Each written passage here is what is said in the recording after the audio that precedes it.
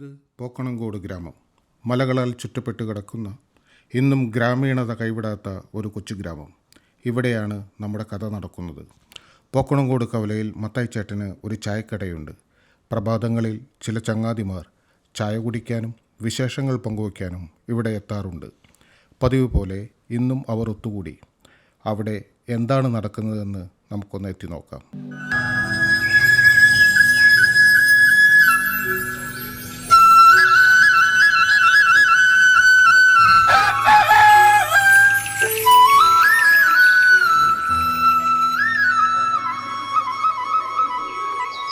പട്ടാളം വന്നല്ലോ. എന്താ ഇന്ന് താമസിച്ചേ? വന്ന വഴി നമ്മുടെ ഉപദേശി ഒന്ന് കണ്ടു. പിന്നെ അറിയാമല്ലോ ഊരി വരാൻ പെടുന്ന വാട്. ഇതാ ചായ. എനിക്കൊരു വിത്തൗട്ട് എടുത്തു. അതെന്താ ഇന്ന് വിത്തൗട്ട്? ഓ, ഇന്നലെ ഒരു ചെക്കപ്പ് ഉണ്ടായിരുന്നു. ഡോക്ടർ മധുരമൊക്കെ ഇച്ചിരി കുറച്ചേക്കാൻ പറഞ്ഞു.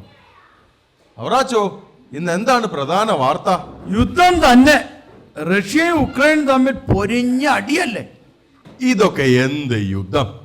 യുദ്ധം എന്നൊക്കെ പറഞ്ഞാൽ 1971 നമ്മുടെയും പാകിസ്ഥാന്റെയും നടുക്കുള്ള യുദ്ധമായിരുന്നു. ഓ, ആ യുദ്ധത്തിൽ ഞാൻ ഒറ്റയ്ക്ക് 5 പാകിസ്ഥാനി വിമാനങ്ങളെ തകർത്തിട്ടത്. അതുമാത്രമോ, ഒറ്റ വെടിക്ക് 50 എണ്ണത്തിനെ ഞാൻ തീർത്തത്. നല്ല ഉണ്ടംപോരയുണ്ട്, എടുക്കട്ടെ? മത്തായിയേ, വേണ്ട വേണ്ട. ഇനിയിപ്പോ ചായ കുടിച്ചിട്ട് വെടി പറയാം, അല്ല കഥ പറയാം. ഞാൻ വെടിയൊന്നും പറഞ്ഞതല്ല, സത്യമാ പറഞ്ഞത്. എന്റെ തോക്കിന്റെ മുന്നേ വന്ന ഒറ്റ ഒരുത്തനും രക്ഷപ്പെട്ടിട്ടില്ല. അത് നിങ്ങളാണോ? അല്ല, ഞാനല്ല. പിന്നെ നിങ്ങളാണോ? എന്റെ പൊന്നെ, ഞാൻ വന്നേ ഉള്ളൂ, എനിക്കൊന്നും അറിയില്ല. അപ്പൊ നിങ്ങൾ തന്നെ. എന്റെ മക്കളാണ് സത്യം, ഈ അവറാച്ചനാണ് സത്യം, ഞാനല്ല. അത് നിങ്ങളാണ്, നിങ്ങളാണ്, നിങ്ങളാണ് നാളത്തെ ഭാഗ്യവാൻ. നാളെ നാളെ നാളെ ഓണം ബമ്പർ മടിച്ചു നിൽക്കാതെ കടന്നു വരും. 50 കോടിയും ഓടിക്കാറും നാളെ നറുക്കെടുക്കുന്നു. ലോട്ടറി വില വെറും 500 രൂപ മാത്രം. വരൂ, കടന്നു വരൂ, ഭാഗ്യം സ്വന്തമാക്കൂ. അത് ശരി, ലോട്ടറി വിൽക്കാൻ വന്നതാണല്ലേ. മനുഷ്യനെ പേടിപ്പിച്ചു കളഞ്ഞല്ലോ. എന്റെ കൈ തോക്കില്ലാത്ത നിന്റെ ഭാഗ്യം. പിന്നെ ഞാൻ ഈ ലോട്ടറി ഒന്നും എടുക്കാറില്ല. ഇതൊക്കെ ശുദ്ധ തട്ടിപ്പാണെന്നേ. ഞങ്ങൾ പട്ടാളക്കാർക്ക് ഒരിക്കലും ഭാഗ്യത്തിലും ഒന്നും വിശ്വാസമില്ല.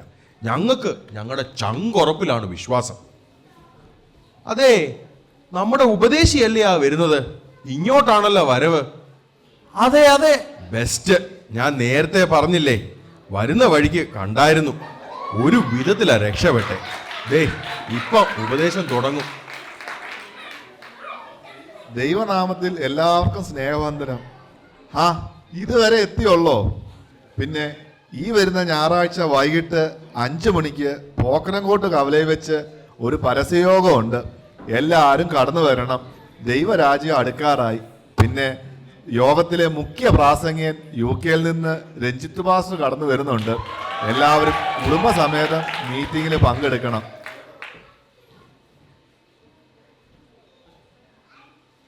നാളെ നാളെ നാളെയാണ് നറുക്കെടുപ്പ്. 50 കോടിയും ഓടിക്കാറും. അതെ, നിങ്ങളാണ് ആ ഭാഗ്യവാൻ. സഹോദര, ആരാണ് യഥാർത്ഥ ഭാഗ്യവാൻ? മത്തായിയുടെ സുവിശേഷത്തിൽ ഇത് വ്യക്തമായി പറയുന്നുണ്ട്. ആത്മാവിൽ ദരിദ്രരായവർ ഭാഗ്യവാന്മാർ, സ്വർഗരാജ്യം അവർക്കുള്ളത്. ദുഃഖിക്കുന്നവർ ഭാഗ്യവാന്മാർ, അവർക്ക് ആശ്വാസം ലഭിക്കും. സൗമ്യതയുള്ളവർ ഭാഗ്യവാന്മാർ, അവർ ഭൂമിയെ അവകാശമാക്കും. നീതിക്ക് വിശന്ന് ദാഹിക്കുന്നവർ ഭാഗ്യവാന്മാർ, അവർക്ക് തൃപ്തി വരും. കരുണയുള്ളവർ ഭാഗ്യവാന്മാർ, അവർക്ക് കരുണ ലഭിക്കും. ഹൃദയശുദ്ധിയുള്ളവർ ഭാഗ്യവാന്മാർ, അവർ ദൈവത്തെ കാണും. സമാധാനം ഉണ്ടാക്കുന്നവർ ഭാഗ്യവാന്മാർ, അവർ ദൈവത്തിൻ്റെ പുത്രന്മാരെന്ന് വിളിക്കപ്പെടും. അല്ലാതെ 50 കോടി കിട്ടുന്നവനല്ല യഥാർത്ഥ ഭാഗ്യവാൻ. സ്വർഗരാജ്യത്തിന് അവകാശിയായി ആകുന്നവൻ ആരാണോ അവനാണ് യഥാർത്ഥ ഭാഗ്യവാൻ. ജീവന്റെ പുസ്തകത്തിൽ പേരില്ലെങ്കിൽ പിന്നെ എന്തുണ്ടായിട്ട് എന്ത് കാര്യം? അതൊക്കെ പോട്ട്, യേശുക്രിസ്തുവിനെ സ്വന്തം രക്ഷിതാവായി സ്വീകരിച്ചിട്ടുണ്ടോ? സ്നാനപ്പെട്ടിട്ടുണ്ടോ?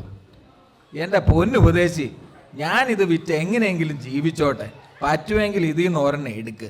അടിച്ചാ പിന്നെ ഈ ബൈബിളും തൂക്കി കവല തോറും തെണ്ടി നടക്കാതെ ഓടി കാറിൽ AC ഒക്കെ ഇട്ട് ചെത്തി നടക്കാലോ. ഒരെണ്ണം എടുക്കട്ടെ, എല്ലാ കഷ്ടപ്പാടും മാറും. സഹോദര, ദൈവനാമത്തിനായി കഷ്ടം അനുഭവിക്കുന്നവർ ഭാഗ്യവാന്മാർ, കാരണം അവരുടെ പ്രതിഫലം സ്വർഗത്തിൽ മഹത്തായിരിക്കും എന്നല്ലേ തിരുവചനം പറയുന്നത്. ഈ ലോകത്തിലെ ജഡികമായ ഒരു സൗഭാഗ്യങ്ങളും എനിക്ക് വേണ്ട. ജീവന്റെ പുസ്തകത്തിൽ പേര് ചേർക്കപ്പെടുവാനുള്ള ഭാഗ്യം ഉണ്ടായാൽ മതി. മരിച്ചു കഴിഞ്ഞിട്ടുള്ള സ്വർഗം കിട്ടുവാൻ ഇപ്പോഴേ നരകിച്ച് ജീവിക്കുന്നത് എന്തിനാ? മരിച്ചുപോയ പാർട്ടിയിലെ പല നേതാക്കളും സ്വർഗത്തിൽ കാണും.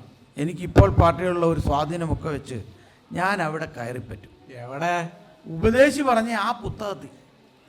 അവിടെ ഒരു റെക്കമെൻഡേഷനും ഇല്ല അവറാച്ച. നമ്മൾ ചെയ്യുന്ന പ്രവൃത്തിക്ക് തക്കവണ്ണം ദൈവം അവിടെ പ്രതിഫലം കൊടുക്കും. എന്നാ എനിക്ക് സ്വർഗരാജ്യം ഉറപ്പാ. 1962 നമ്മുടെയും ചൈനയും തമ്മിൽ നടന്ന യുദ്ധത്തിലെ കാര്യം മാത്രം മതി എനിക്ക് സ്വർഗം കിട്ടാൻ.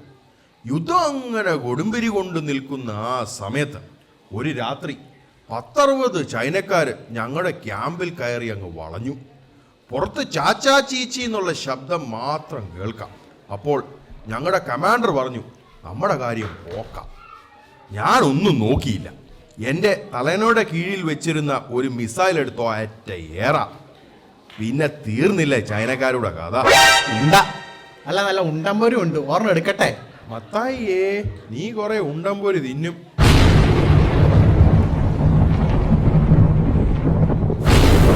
എന്നാ ഇടിവട്ട, പേടിച്ചു പോയല്ലോ. അണ്ടേ നോക്കിക്കേ, കിഴക്ക് കറുത്തിരുണ്ടല്ലോ. ഓ, വരും മഴ. മാമലയിൽ ഉരുൾപൊട്ടുന്ന തോന്നുന്നേ. ചതിച്ചോ ഭർത്താവേ? ദേ ഒരു മല തന്നെ കുത്തി ഒലിച്ചു വരുന്നേ, രക്ഷിക്കണേ. സ്തോത്രം യേശുവേ, സ്തോത്രം.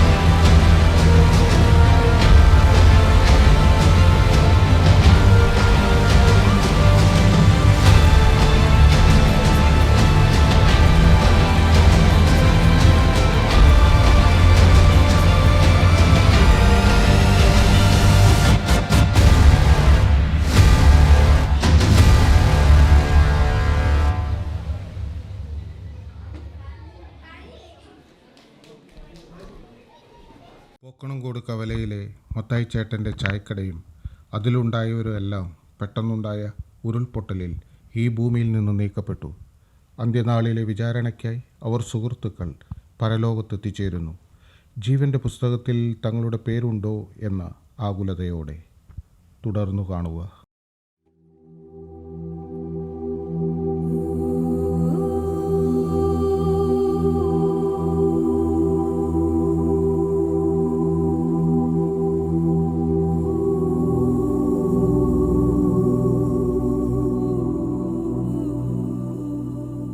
ഞാനിത് എവിടെയാണ്? നിങ്ങൾ ആരാണ്? ഞാൻ സ്വർഗകവാടത്തിന്റെ കാവൽക്കാരനാണ്. അങ്ങ് ഭൂമിയിലെ വാസം കഴിഞ്ഞ് ഇങ്ങ് പരലോകത്തെത്തിയിരിക്കുന്നു. ഹല്ലേലൂയ, സ്തോത്രം യേശുവേ, സ്തോത്രം. യേശുക്രിസ്തുവിൽ വിശ്വസിക്കുന്നവർ നിത്യജീവനുണ്ട്. ഞാൻ എൻ്റെ നാഥനെ കാണും. ഹല്ലേലൂയ, സ്തോത്രം യേശുവേ, സ്തോത്രം. ഉപദേശി, നമ്മളിത് എവിടെയാ? ആ, നിങ്ങളിവിടെ ഉണ്ടോ? നമ്മൾ എവിടാ? എന്താ സംഭവിച്ചേ? എല്ലാം ഒരു പുക പോലെ. നമ്മൾ ഭൂമിയിൽ നിന്ന് മാറ്റപ്പെട്ടു, ഇപ്പോൾ പരലോകത്ത് എത്തിയിരിക്കുന്നു. ജീവന്റെ പുസ്തകത്തിൽ പേരുള്ളവർ സ്വർഗത്തിലും അല്ലാത്തവർ നിത്യനരകത്തിലും തള്ളപ്പെടും. എൻ്റെ ദൈവമേ, ഇത്ര വേഗം ഞാൻ എടുക്കപ്പെട്ടോ? അടുത്ത തെരഞ്ഞെടുപ്പിൽ പോക്കണംകോട്ട MLA സീറ്റ് സ്വപ്നം കണ്ടിരുന്നതാ. എല്ലാം പോയല്ലോ. എന്റെ ഓണം ബമ്പർ 50 കോടി ഓടി കാറ്, അത് ആർക്കായിരിക്കും? ആ നമ്മുടെ പട്ടാളല്ലയാ വരുന്നത്. എന്താ വൈകിയത്? നിങ്ങൾ നേരത്തെ എത്തിയോ? ഞാൻ കുറച്ചു നേരം ICUയിൽ ഒന്ന് കിടന്നു, അതാ വൈകിയത്. എക്സ് സർവീസ്മാൻ ആയതുകൊണ്ട് ഈ കാവൽക്കാരന്റെ പണിയെങ്കിലും കിട്ടിയാ മതിയായിരുന്നു. കർത്താവേ, എന്നെ നരകത്തിലേക്ക് തള്ളരുതേ. ഞാനാണ് പുനരുദ്ധാനവും ജീവനും. എന്നിൽ വിശ്വസിക്കുന്നവർ മരിച്ചാലും ജീവിക്കും എന്നല്ലേ തിരുവചനം പറയുന്നത്? വചനപ്രകാരം ജീവിച്ചവർ ആരും ഭയപ്പെടേണ്ട. ഞാൻ നിങ്ങളോട് എത്ര പ്രാവശ്യം പറഞ്ഞു, ഈ ലോകത്തിലെ ജീവിതത്തിനപ്പുറം ഒരു നിത്യജീവൻ ഉണ്ടെന്ന്, അതിനായി ഒരുങ്ങണമെന്ന്. നിങ്ങൾ ചെവിക്കൊണ്ടോ? ശവത്തിൽ കുത്തല്ലേ ഉപദേശി, ഇത് ഇത്ര പെട്ടെന്ന് സംഭവിക്കുന്ന ആരറിഞ്ഞു? പഞ്ചോടിപ്പാലം പണിത വകയിലും പോക്കണംകോട്ടെ റോഡ് പണിത വകയിലും കിട്ടിയ ഇച്ചിരി ചില്ലറ ബാങ്കിലുണ്ടായിരുന്നു. അതൊക്കെ ഇനി ആര് കൊണ്ടുപോകും? ഇങ്ങനെ വരുമെന്ന് അറിഞ്ഞിരുന്നെങ്കിൽ കുറച്ച് നന്മപ്രവൃത്തിയൊക്കെ ചെയ്യാമായിരുന്നു. ഇനി എന്ത് ചെയ്യും? ആ പുസ്തകത്തിൽ എൻ്റെ പേരുണ്ടാകുമോ? കർത്താവേ, എന്നോട് ക്ഷമിക്കണമേ, ഒരവസരം കൂടി തരണേ കർത്താവേ. പാലിൽ ഇച്ചിരി വെള്ളം ചേർക്കാനുണ്ടായിരുന്നു എന്നല്ലാതെ കർത്താവേ, ഞാനൊരു അപരാധവും ചെയ്തിട്ടില്ലല്ലോ. വെള്ളം വീഞ്ഞാക്കിയവനല്ലേ അങ്ങ്. ഞാൻ വെള്ളം പാലാക്കി, അത്രേ ഉള്ളൂ.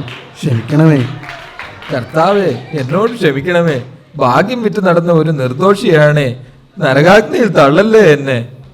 ന്യായവിധിയെന്നും ജീവന്റെ പുസ്തകം എന്നൊക്കെ ഉപദേശി പറഞ്ഞപ്പോൾ അതൊന്നും കേട്ടില്ല. ഒരു ഉറുമ്പിനെ പോലും കൊല്ലാത്തവനാണ്, എന്നോട് കൃപ തോന്നണമേ. അപ്പോൾ 1971 യുദ്ധത്തിൽ നിങ്ങൾ വന്ന 50 പട്ടാളക്കാരോ? അപ്പം മിസൈൽ എറിഞ്ഞു വന്ന ആ ചൈനക്കാരോ? എൻ്റെ കർത്താവേ, നിനക്കറിയാമല്ലോ ഞാൻ വെറുതെ പറഞ്ഞതാണെന്ന്. പട്ടാളത്തിലെ അടുക്കളയിലെ പാത്രങ്ങളല്ലാതെ തോക്ക് ഈ കൈകൊണ്ട് പോലും ഞാൻ തൊട്ടിട്ടില്ല എന്ന് നിനക്കറിയാമല്ലോ.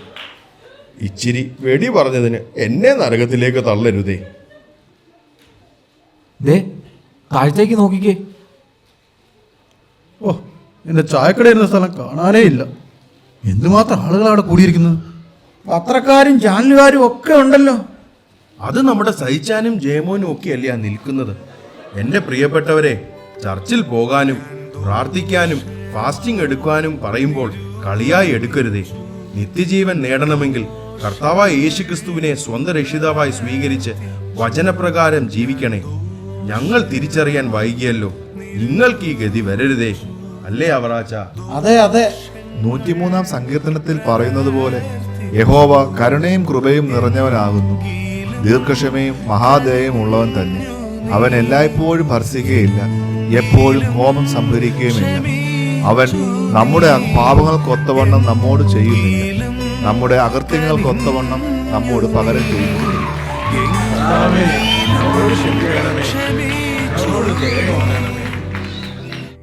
പ്രിയ കലാസ്നേഹികളെ, ഈ കഥ ഇവിടെ തീരുന്നില്ല, നമ്മളിലൂടെ തുടരുകയാണ്. ഈ കഥയിലെ കഥാപാത്രങ്ങൾ സാങ്കല്പികമാണെങ്കിലും അവരിൽ പലരും നമ്മളാണ്. ജീവിതത്തിൽ വരുത്തേണ്ട തിരുത്തലുകൾ നാളേക്ക് എന്ന് പറഞ്ഞ് മാറ്റിവെക്കരുതേ. കാരണം ആ ദിവസം എന്നാണെന്ന് നമുക്കറിയില്ല. ഈ ലോകത്തിൽ നാം എന്തു നേടിയാലും സ്വർഗരാജ്യത്തിന് അവകാശിയാകുന്നില്ലെങ്കിൽ പിന്നെ എന്തു കാര്യം? ജീവപുസ്തകത്തിൽ പേരുണ്ടാകുക എന്നതാകട്ടെ നമ്മുടെ ജീവിത ലക്ഷ്യം. അങ്ങനെ യഥാർത്ഥ ഭാഗ്യവാന്മാരായി നമുക്ക് തീരാം.